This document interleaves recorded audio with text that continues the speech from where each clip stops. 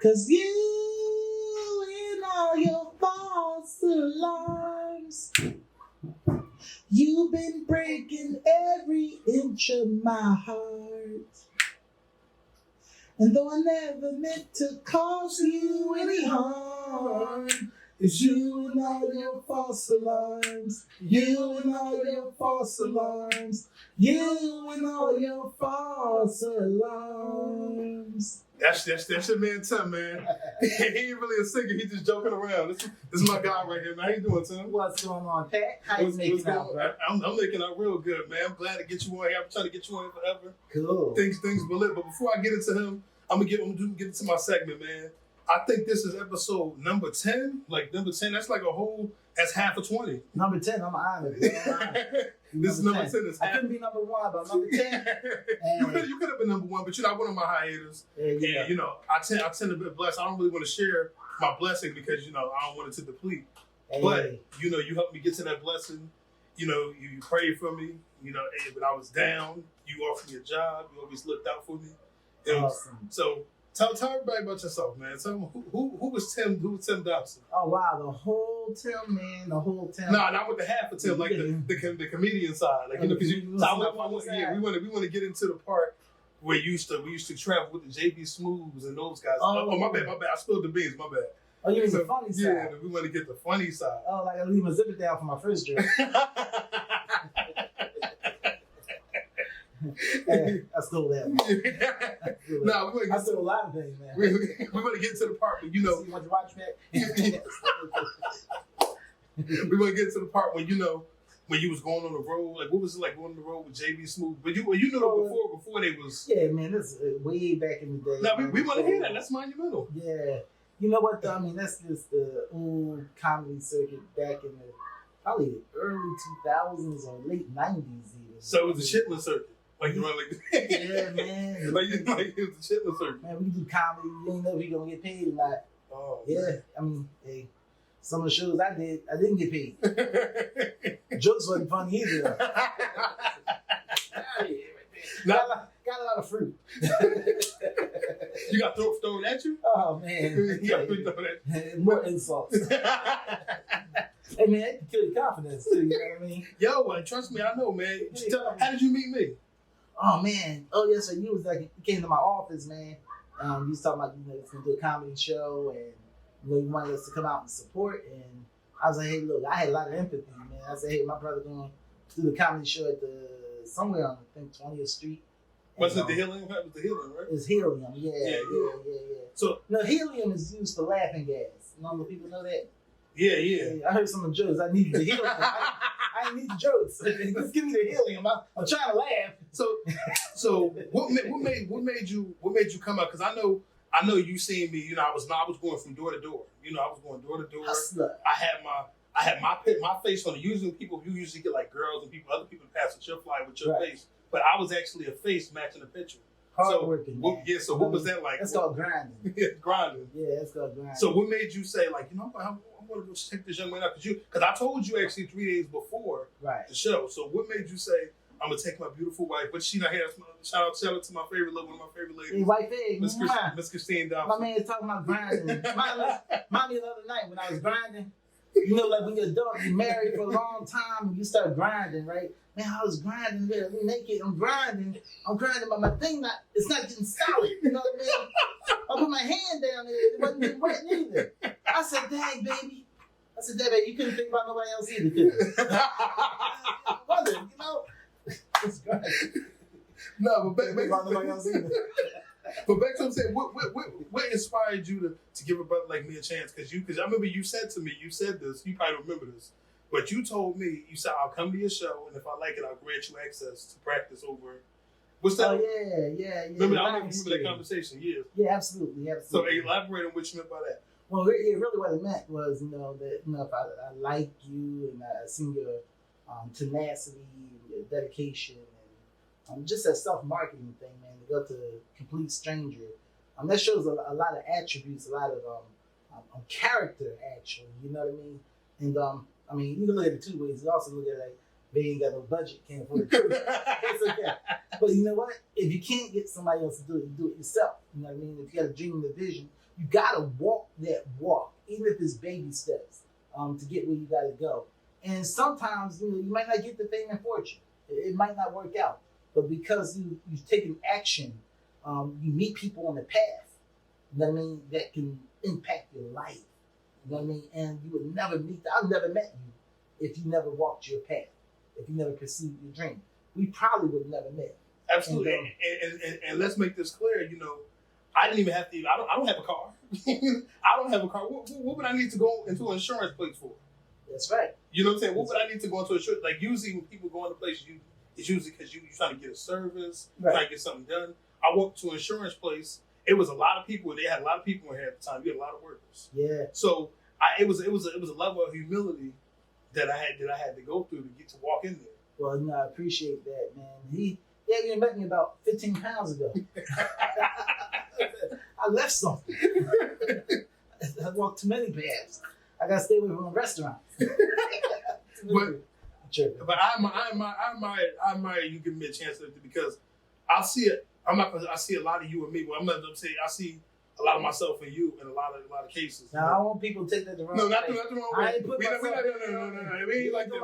None of that. We ain't got nothing against. We ain't gay. What I'm saying is disclaimer. What I'm saying is, like, me and you went through the same path. We shared our same story. You did security, I did security, and ironically around the same age. So what's the irony of that? Well, fortunately, you got a long way to go. I mean, in terms of the path, and if the Most High give us the direction that we need to go in order to get where we need to get. My advice though is enjoy the journey. What's working. Comedy is a wonderful thing because we have the ability to look at the bright side of things, make people smile, make people laugh, and to inject joy in life. So enjoy that journey. You know what I mean? I'm 56, 57, God willing, real soon. God bless you. And I feel like I'm 35. Some people that's old too. You look like 50. But I enjoy life. You know what I mean? No stress. I've only experienced stress maybe once in life. I think because I felt some funny kind of way. I had something on my mind. My body it's like I could feel my knees, and they wasn't hurting, but I could feel my skin, like on my muscles. And I was like, I ain't never felt my skin before, not my own skin. And so I said, maybe my blood pressure might be elevated. You know what I mean? I didn't get the little squeezy test or nothing like that. I said, something funny. Maybe this is what stress feels like. So I just went to bed or whatever, and I said, hey, whatever happened, if I survive this, I'll deal with it tomorrow. And got through it. And I recognize that you can only live this thing one day at a time, 1 hour at a time, 1 minute at a time, and that we don't have tomorrow. This is all we have. I don't care who you think you are, or how much wealth you might think you have, or how impoverished you might be. You got today, and we got to embrace this, man. This is like a gift. So when I start thinking of things that are not pleasant, it could be financial, it could be relationship, it could be family, sickness, or what have you. I imagine being in the hospital bed in hospice with some tubes going down my arm and looking at that window, and someone told me I'm never going to leave this room again. And then I open up my eyes and I look to where I'm at. And I say, wow, I'm not there. I'm here. I still got energy and something more I can do. You know what I mean? And so now, let me stop you there. Yes, sir. You said it's some more you can do. That's very interesting. You say you're 57, right? Yes, sir. What more can you do in this world? Because you and I, we go to church. You asked my pastor. You know what I'm saying? He would have thought he would have took that leap from that life to this life. Yeah. To the afterlife, as they say. Yeah. Who would have thought he would take that life? So, what did I just say? It's about more we can do. What more can we do? Well, what more can you do? And as your life advances, because you're 57, only way is up. Right. So what more can you do? Up or down, right? I tell you, before I depart this planet, in the form that people can recognize me in anyway. And I wish to write a book to leave at least my perception of what journey we should be taking. If we were in a in the desert or something, and let's say in the snowstorm, and everything is clear, there's no houses around, somebody just drop you in the middle of a field and it's not but snow on the ground. You would want to follow those footprints and go down the path, because for nothing else, that somebody else went that way. There's a higher probability that you might find other people. That's having faith. If it's only one set of footprints, there's a higher probability you might find a dead body too. So you don't know, but we're gonna die anyway. The whole idea is to follow the path though and keep moving and try to embrace life and enjoy life. Give as much joy and pleasure. Before we run out of time, I tell everybody, and if this is being heard, if you love somebody, love them. Let them know. If you've done someone wrong, let them know if you're really sorry before it's too late. Because when you're sitting in that room with the tubes in your arm, they may or may not even come visit you. You may not even have the mental capability to say, hey, I apologize for all the wrong that I've done. So we need to inject more empathy and caring in our lives and think about doing as to others as we have others do unto you. Plant seeds that grow righteous fruit. It ain't all about money. We saw how we let this money thing, we let it influence us too much, that we think that it takes money to buy happiness. We all see entertainers and very wealthy people, man, half of them on drugs, and they're looking for joy, and they just got more money, got more resources to get more drugs, and they just get more whacked up out of their mind.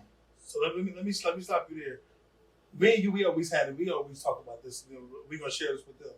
What is your definition of love? Because most people have this misconception of love. It's about sex. It's about this. It's about that. What is your conception? What is your perception of love? Well, love. I adapted the biblical Hebrew definition of the word akava, and the letters literally say give and protect. Give and protect. Elaborate on that. Giving and protect. Give us an example of what you mean by that. Okay, I can read the Bible and I'll use the exact definition. One scripture says, "So God so loved the world, He gave His only begotten Son, shall not perish but have everlasting life." Okay, definition of love. So God so gave and protected the world. He gave His only begotten Son, so you shall not perish but have everlasting life. I will give and protect you for the rest of the days of my life. That's what I tell my wife. Every time I say I love you, I will give and protect you for the rest of my life. So what do you do to show your wife that you're doing both of those actions? Well, number one, I'm there. I'm there, and I give her the most I can actually give my wife or anybody is me, because I am all I have. So if I give you me, I give you my time. I give you my attention. I give you my knowledge. I give you my inspiration and my joy. And I will also protect you the same way I protect myself. So when I see your vulnerabilities, you know what I mean? I'm not going to go and gossip. I'm going to protect it. It's safe. You know what I mean? I got to protect it. So I got to give you. If I give you sound advice and sound reasoning, I'll give that and I will protect you. I can love someone though and not even like them. Elaborate on that. How can I love someone? I know that, but yeah. I will elaborate on that. I had a neighbor who for some reason took great joy in taking my parking space. Wasn't really mine, I guess. Took it, but I was like, dang. Did you leave the chair there? Huh? Did you leave the chair? I would never do that. I said, well, he always got to park all those spaces, though. He already put his car in front of my house, right? But anyway, if someone's about to break in his car, and I knew it wasn't him, okay? And so, of course, I come and I intervene. I know who car that is. I ain't really particularly like the neighbor because I think the neighbor would taunt me every once in a while just because he could, you know. But I'm still gonna protect his property, and I'm going to give him the information. I still gotta love him. The Bible teaches me to love. It says love your neighbor like you love yourself. Okay, doesn't say you have to like people though, but you have to. And we just spoke about that, like a lot of people, like I don't I'm gonna get too religious on here, but this is the part of his life, so I want to share this, I want to highlight this part for you guys to see, other than the funny side, right?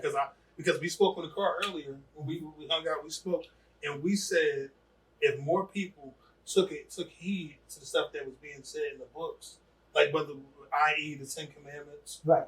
Like prime example, I've had I get a little personal about myself. Me and my father haven't had the best relationship in my whole life, but I took a step back and I said, and I read it, and you taught me on the Ten Commandments and stuff. We go over every Saturday, and he told me, honor thy parents, you shall live a long, righteous life. So that doesn't mean that I have to, you know what I mean? You have to like, I love my father, but I don't mean you have to like the person. It means you have to honor the person who created the fruit. You are the fruit. Right. Yeah, you have to honor that person. Yeah. Because they created you. So as you say earlier, what you said earlier, when you honor someone, what happens? Yeah, we honor, and scripturally, honor your mother and father means to literally put them on a pedestal. In the terms of honor, in the biblical days, before automobiles, internet, and things of that nature, a king would be honored. 4 people would take one side of something that looks like a raft, I guess. I don't know what it's called. But this king would sit on it, and then they raise it, they put it on their shoulders, and everybody would take a side, and he would carry the king. And when you carry the king, wow, king could be kind of fat. I don't know, but it get heavy, and it's uncomfortable. But you can't drop it. You can't drop your pop. You can't drop your mom because you honor them. Because if you drop them, you dishonor them. They fall. Everybody sees that. It's embarrassing. Even if the king picked 4 weak people.